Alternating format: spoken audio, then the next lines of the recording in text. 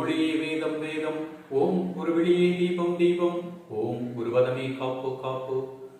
ஓம் குரு ஸ்ரீரோ பிக்ஷுவே விக்னேஸ்வர ரூபா. ஓம் குரு ஸ்ரீரோ பிக்ஷுவே ஸ்ரீ கிருஷ்ண ரூபா. ஓம் குரு ஸ்ரீரோ பிக்ஷுவே பரமேஸ்வர ரூபா. ஓம் குரு ஸ்ரீரோ பிக்ஷுவே ஒளி சரீர ரூபா. ஓம் குருநாதரே சரணம். ஓம் குருதேவரே சரணம். ஓம் குருதேவராஜ ஸ்ரீரோ பிக்ஷுவே சரணம் சரணம் சரணம்.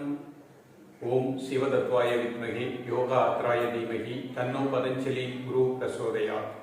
அற்பெரும் ஜோதி அற்பெரும் ஜோதி தனிப்பெரும் கருணை அற்பெரும் ஜோதி. பதஞ்சலி யோகம் யூடியூப் சேனல் நேயர்களுக்கு கிருஷ்ணன் பாலாஜியின் பணிவான வணக்கம். நேயர்களே, பரிபூர்ண வாழ்க்கைக்கு பதஞ்சலி யோக சூத்திரம், சமாதிவாதம், சின்ன சின்ன விஷயங்கள், ஒரு சூத்திரம் அது நமது அன்றாட வாழ்க்கைக்கு எப்படி பயன்படுகிறது, உலக வாழ்க்கைக்கும், அதே போல் நாம் தன்னை உணர்ந்து முக்தி பெற அடையக்கூடிய அந்த பிறவா பெருநிலை அடையக்கூடிய அந்த இலக்கையும் அடைவதற்கு இதிலிருந்து நாம எப்படி ஒரு சில விஷயங்களை வாழ்க்கையில சாதனைகளாக கடைபிடிச்சிட்டு வரணும் அப்படிங்கிறத பார்த்துட்டு வரோம். இது வரைக்கும் 32 சூத்திரங்கள் பார்த்திருக்கோம். இன்றைக்கு நம்ம பார்க்கக்கூடியது 33வது சூத்திரம். ஒவ்வொரு சூத்திரமுமே அதுல அவ்வளவு அருமையான விஷயங்கள், நமது அன்றாட வாழ்க்கைக்கு உகந்த பல விஷயங்களை மிக அழகாக மாமுனி பதஞ்சலி மகரிஷி அறிவியுள்ளார். இதுல இந்த சூத்திரத்துல என்ன சொல்றாருன்னா, மனிதர்களை 4 வகைகளாக பிரிக்கிறார். இன்றைக்கு நிறைய மனிதர்களுக்கு மன அழுத்தம் உறவினர்கள் மூலமாகவும், நண்பர்கள் மூலமாகவும், அலுவலகத்தில் வேலை செய்கின்றவர்கள் மூலமாகவும், சமுதாயத்தில் பல மனிதர்கள் மூலமாகவும் அவர்களுக்கு மன அழுத்தம் பிறரால் ஏற்படுகின்றது. ஆனால் உண்மையிலே மன அழுத்தம் நம்மளால் தான் ஏற்படுது. அனைத்திற்குமே மன அமைதிக்கும் நாமே தான் காரணம், மன அழுத்தம் இல்லாமல் இருப்பதற்கும் நாமே தான் காரணம். அப்போ அதற்கு என்ன ரீசன், எப்படி நாம மனிதர்களோடு பழகணும் அப்படிங்கிற மனிதர்களுடைய வகைகளை ரொம்ப அழகா 4 வகையில பிரிச்சுட்டார். மனிதர்களை 4 கேட்டகரியில பிரிக்கிறார். ஒன்று, மகிழ்ச்சியுடன் வாழ்பவர்கள். எப்பொழுதுமே மகிழ்ச்சியா இருப்பாங்க. அவங்களுக்கு எல்லா வகையான சுகபோகங்களும், வீடு, மனைவி, மக்கள் எல்லோரும் நல்லா இருப்பாங்க. அவர்களுக்கு நல்ல பொருளாதாரத்திலும் நல்ல ஒரு முழுமையான ஒரு பலன் உண்டு. அவர்கள் இல்லத்தில் இருக்கக்கூடிய அவர்களது குழந்தைகள் எல்லோருமே ஆரோக்கியமாக இருப்பாங்க. அவர்கள் எப்பொழுதுமே வாழ்க்கையில் மகிழ்ச்சியாக தான் இருப்பாங்க. மகிழ்ச்சியோடு வாழக்கூடிய மனிதர்கள், உடலாலும் மனதாலும் தனது சுகபோக வாழ்க்கையினாலும் எந்த ஒரு குறைபாடு இல்லாமல் வாழக்கூடியவர்கள் ஒரு கேட்டகரியா பிரிச்சுட்டாங்க. இப்ப நாமளே பார்க்கிறோம். இரண்டாவது, மகிழ்ச்சி இல்லாமல் வாழ்பவர்கள். உடலால் பல உபாதைகள் இருக்கும், பொருளாதார ரீதியாக, மனோ ரீதியாக பல வகைகளில் பாதிக்கப்பட்டிருப்பார்கள். அப்ப மகிழ்ச்சி இல்லாத மனிதர்கள் இரண்டாவது. மூன்றாவது, தர்மம் தவறாமல் நடப்பவர்கள். நேர்மையா ஒழுக்க சீலனோடு தர்மம்னு சொல்லக்கூடிய இந்த கலியுகத்திலும் தர்மத்தை சாஸ்திரம் சம்பிரதாயப்படி சிறப்பாக, எளிமையாக, அழகாக வாழக்கூடியவர்கள். அப்படி தர்மசீலர்கள் நமக்கே தெரியும் அவர்களை பார்த்தார். அப்படிப்பட்ட மனிதர்களும் சமுதாயத்தில் வாழ்ந்து கொண்டிருக்கிறார்கள். நான்காவது, மிக கொடியவர்கள். மிருக குணம் கொண்ட மனிதனுடைய போர்வையில் வாழ்கின்றவர்கள். கொலை செய்வது, கொள்ளையடிப்பது, மிருகத்திற்கு இருக்கக்கூடிய அனைத்து பண்புகளும் அவர்களுக்கு உண்டு. இந்த 4 வகைகளை மனிதர்களை பிரிச்சிருக்கிறார்.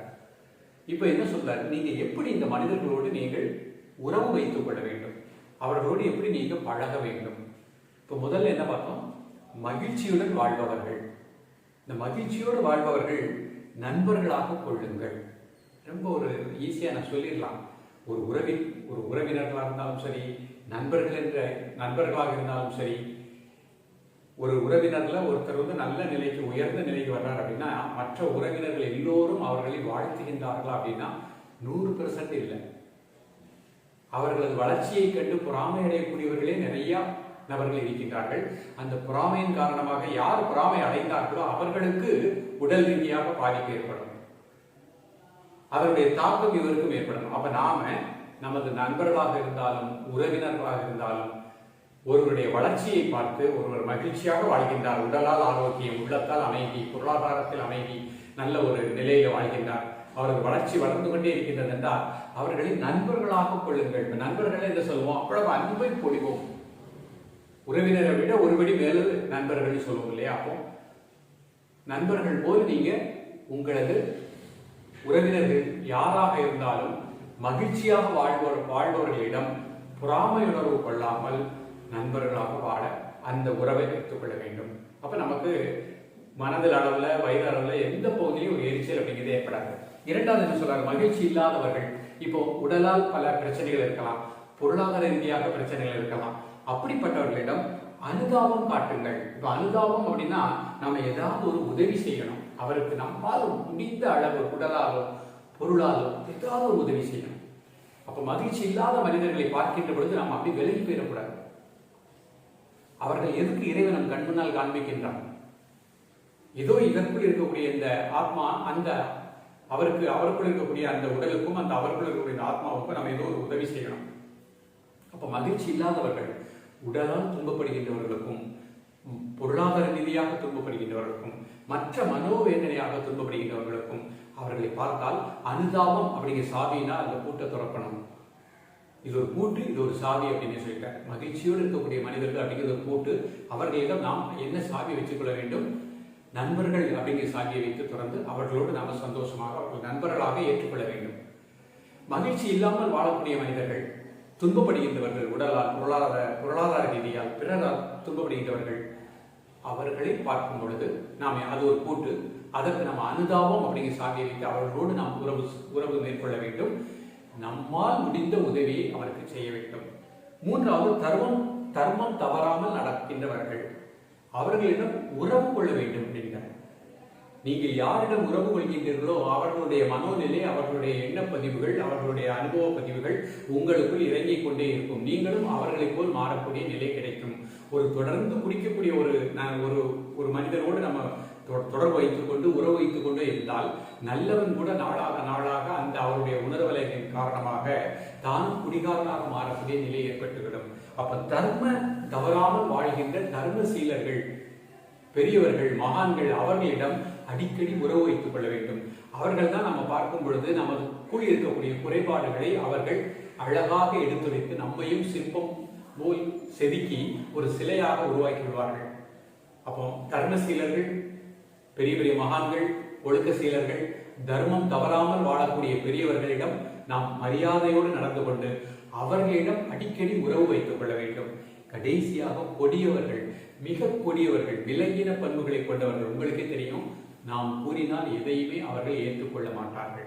அப்படிப்பட்டவர்களை புறக்கணியுங்கள். அவர்களுக்கு போய் நம்ம அட்வைஸ் பண்ண முடியாது. அவர்களுக்கு போய் நம்ம ஆத்மானா என்ன, பிரம்மம்னா என்ன அப்படின்னு சொல்ல முடியாது. நமக்கே தெரியும் அவர்கள் அதை ஏற்றுக்கொள்ள மாட்டார்கள். எவ்வளவு அழகா மனிதர்களுடைய 4 நிலைகளை சொல்லியிருக்காரு. அந்த 4 நிலைகளை 4 கூட்டுகளாக விளக்கி அந்த 4 கூட்டுகளுக்கும் 4 சாவிகளை கொடுத்துள்ளார். இன்றைக்கு நன்றாக யோசித்து பாருங்கள்.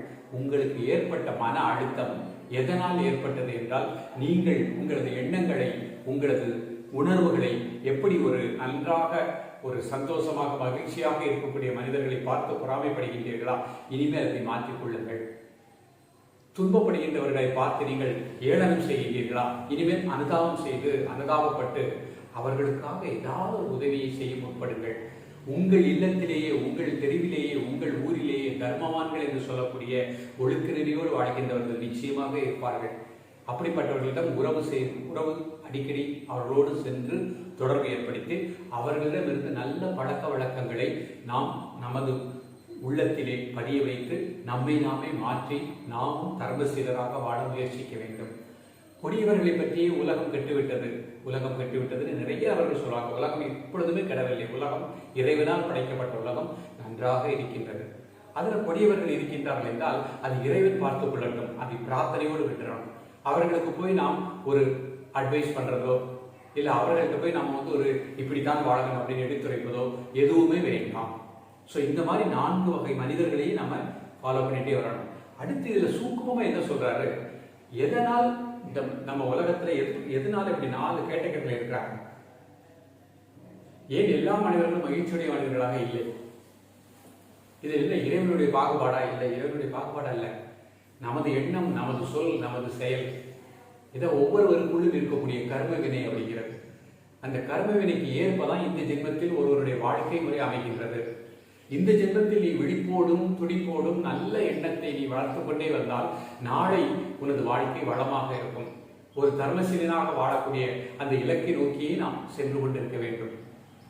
அப்ப நமக்கு இன்றைக்கு ஏற்பட்ட இன்பம், நமக்கு ஏற்பட்ட துன்பம் அனைத்துமே நான் செய்த வினையின் விளைவு. அதை முதல்ல நம்ம அக்செப்ட் பண்ணிக்கணும். யாரையுமே நம்ம பழி சுமத்தக்கூடாது.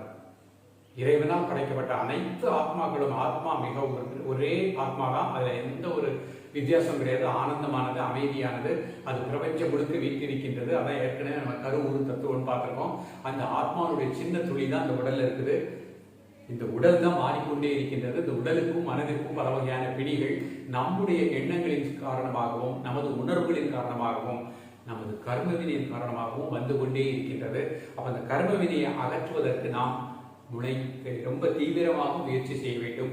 அதுதான் யோகம், அதுதான் தியானம். ஒருவர் மகிழ்ச்சியுடன் இருப்பதை கண்டு பொதுவாக பொறாமைப்படுவதுதான் அதிகமாக இருக்கின்றார்கள்.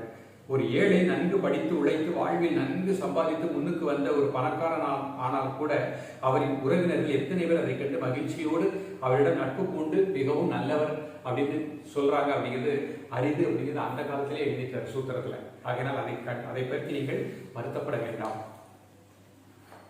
மகிழ்ச்சி இல்லாமல் துன்பப்படுவர்களை கண்டால் அனுதாபப்படுங்கள் அப்படிங்கிறது மிக முக்கியமான ஒன்று. முடிந்த அளவு உதவி செய்யுங்கள் முக்கியமான ஒன்று. நல்ல தர்ம வாழ்பவர்களை கண்டால் அவரிடம் நட்பு கொள்ளுங்கள். அந்த குணம் உங்களுக்கு வளரும்.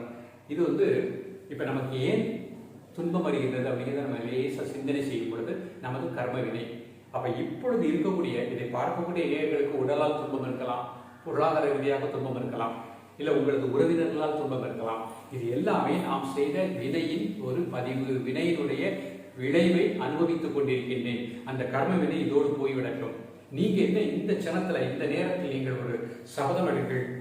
நான் நல்ல எண்ணத்தோடும் நல்ல சொல்லோடும் நல்ல செயலோடும் என் வாழ்க்கையை நான் அமைத்துக் கொள்வேன். இந்த உடலை சிறப்பாக இயங்க செய்யக்கூடிய அந்த எளிய யோக முறைகளை, அந்த எளிமையான யோக கலைகளை, முதிரைகள், மூச்சு பயிற்சி, பிராணாயாமம், தியானம், ஆசனங்கள் போன்ற எளிமையான யோக கலைகளை முறைப்படி தக்க உருவிடம் எனது கர்மவினை அழிவதற்காகவும் என்னை உணர்வதற்காகவும் தனக்குள் இருக்கக்கூடிய ஆத்மா நான் என்பதை உணர்வதற்காகவும் பயின்று கொள்வேன்.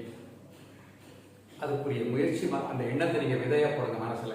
உங்களை நாடியே குரு வருவார். நிச்சயமாக அந்த எண்ணம் திடமான எண்ணமாகவும் உண்மையிலேயே நம்பிக்கையான ஆழ்ந்த பக்தியுடன் இருக்கக்கூடிய எண்ணமாக மலரட்டும். உங்களுக்கு அந்த விதையை போடுங்க.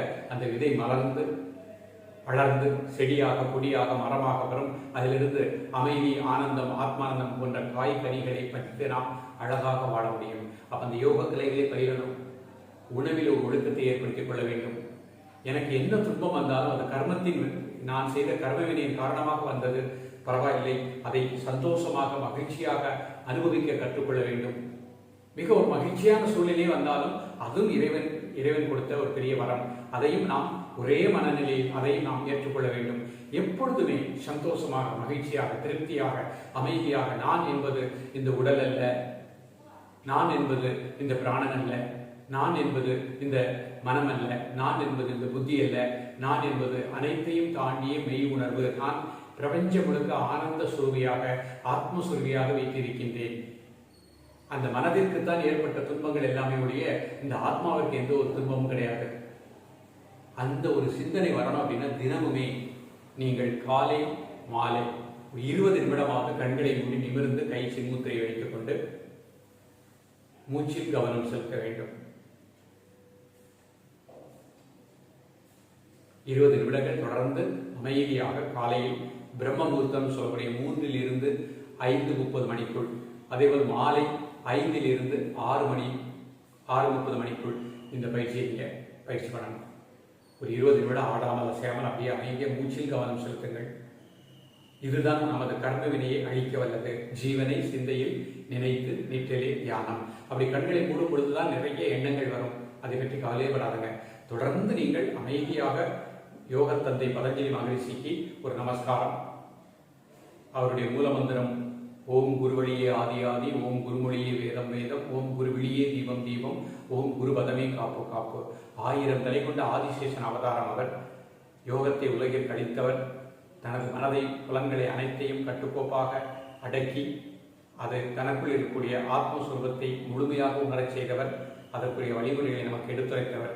அப்பேற்பட்ட மாமுனி பதஞ்சலி மகரிஷியை வணங்கி அவருடைய அருள் காத்து, அவருடைய அருள் பிராணன் நமக்கு மன அமைதியை கொடுக்கட்டும். நல்ல மானசீகமாக வணங்கி அமைதியாக அந்த 20 நிமிடம் கண்களை மூடி ஆடாமல் அசையாமல் இருக்க பயின்று கொள்ளுங்கள். ஓம்கார தியானம். ஓம் மந்திரத்தை நன்றாக உச்சரியுங்கள்.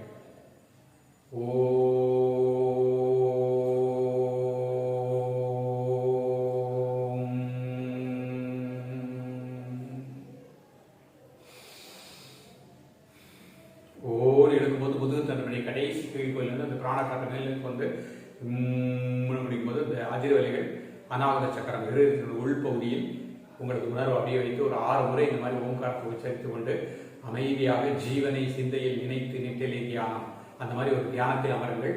தொடர்ந்து பயிற்சி பண்ணிக்கொண்டே வாருங்கள். காலை மாலை 20 நிமிடங்கள். நிச்சயமாக நமது கர்ம வினைகள் அகற்றப்படும். நமக்குள் இருக்கக்கூடிய யோகா அக்னி மேல் நோக்கி எழுந்து நமக்குள் இருக்கக்கூடிய பாவ பதிவுகளை நீக்கிவிடும். நமக்கு ஒரு சாந்தமான மனநிலை கிடைக்கும், அமைதியான எண்ணம் கிடைக்கும், அமைதியான சூழ்நிலை கிடைக்கும், புத்திபூர்வமாக வாழக்கூடிய நிலை கிடைக்கும். இதுவரை மனோ ரீதியாக மனதில் எழுந்த எண்ணங்களை உடனே செயல்படுத்த விளைந்தோம். அதன் காரணமாக பல பேராசைப்பட்ட காரணத்தினால் நமக்கு ஒரு சில துன்பங்கள் வந்திருக்கலாம். இப்பொழுது புலன்களை அடக்கி ஆளக்கூடிய ஓம்கார தியானத்தையும் அந்த ஜீவனை சிந்தையில் நினைத்து நிற்றலே என்ற தியானத்தையும் பயின்று மனதை சாந்தமாக்கி கொண்டு மூச்சில் கவனம் செலுத்தி நேரம் கிடைக்கின்ற பொழுதெல்லாம் அந்த ஜீவனை சிந்தையில் நினைத்துக் கொண்டே உங்களது கடமைகளை செய்து கொண்டே வாருங்கள். 4 வகை மனிதர்களிடம் இப்பொழுது கூறிய அந்த 4 பூட்டுக்கள், அந்த 4 சாவிகளோடு நீங்கள் தொடர்பு கொள்ளுங்கள். நிச்சயமாக உங்களது வாழ்க்கை வளமாக இருக்கும். மீண்டும் சந்திப்போம் நேயர்களே. உங்களுக்கு ஒரு முழுமையான இந்த யோக பயிற்சியை, ஒரு ஆசனங்கள், முத்திரைகள், மூச்சு பயிற்சி உங்களது உடலுக்கு ஏற்ப, உங்களது வயதுக்கு ஏற்ப, உங்களது மனோநிலைக்கு ஏற்ப நீங்கள் பயில வேண்டும் என்று விரும்பினால் இதனுடைய தொலைபேசி எண் கொடுக்கப்பட்டுள்ளது. நீங்கள் தாராளமாக தனிப்பட்ட முறையில் உங்களுக்கு அப்பாயின்மெண்ட் வாங்கி முன்பதிவு செய்து நீங்கள் இந்த கலைகளை என்னிடம் நேரடியாக கற்று வளமாக வாழ அன்போடு அழைக்கின்றேன். நன்றி, வணக்கம். பதஞ்சலி டிவியை லைக் பண்ணுங்க, ஷேர் பண்ணுங்க, கமெண்ட் பண்ணுங்க, மறக்காம சப்ஸ்கிரைபும் பண்ணுங்க.